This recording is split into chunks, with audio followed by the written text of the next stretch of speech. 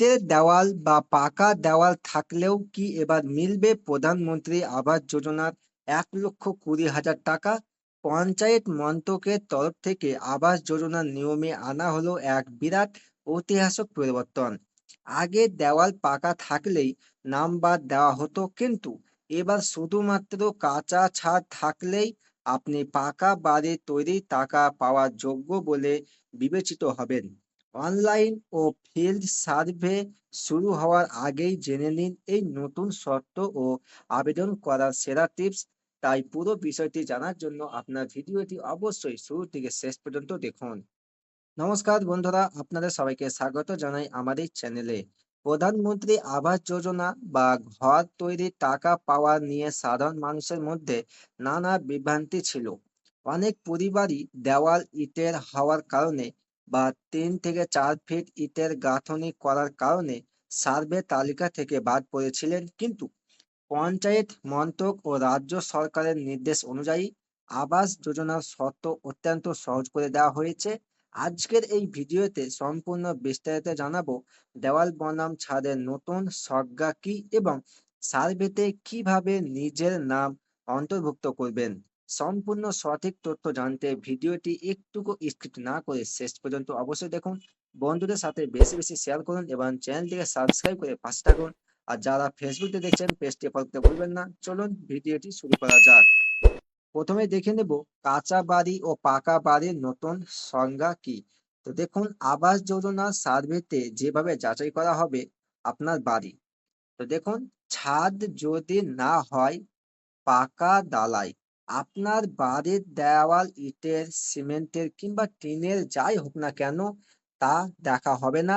যদি আপনার মাথার উপরে ছাদ রড ও সিমেন্ট দিয়ে পাকা ঢালাই না করা থাকে, যেমন ধরুন টালি, টিন, অ্যাসবেস্টস বা পলিমার, তবে আপনার বাড়িটিকে সরাসরি কাঁচা বাড়ি হিসেবে গণ্য করা হবে। এরপর আসছে ইটের দেওয়াল থাকলেও মিলবে ছাদ। সাধারণত বৃষ্টি বা জলের হাত থেকে রক্ষা পেতে অনেকেই ৩ থেকে ৪ ফিট বা পুরো দেওয়াল ইটের করে থাকেন। নতুন নিয়ম অনুযায়ী দেওয়াল পাকা হলেও ছাদ কাঁচা থাকলে আপনি আবাস যোজনার ১,২০,০০০ টাকা পাওয়ার ১০০% যোগ্য। এরপর আসছে যে সার্ভে মিস করলে ৫ থেকে ১০ বছরের অপেক্ষা কি। তো দেখুন, কেন এখনই সার্ভেতে নাম নথিভুক্ত করা জরুরি। তো দেখুন, চলতি সার্ভেতে নাম তোলার সুযোগ। বর্তমানে পঞ্চায়েত ও প্রশাসনিক স্তরে আবাস যোজনার নতুন সার্ভে ও তথ্য যাচাই চলছে। নিজের বাড়িটিকে সঠিকভাবে সার্ভে করিয়ে রাখা অত্যন্ত প্রয়োজন।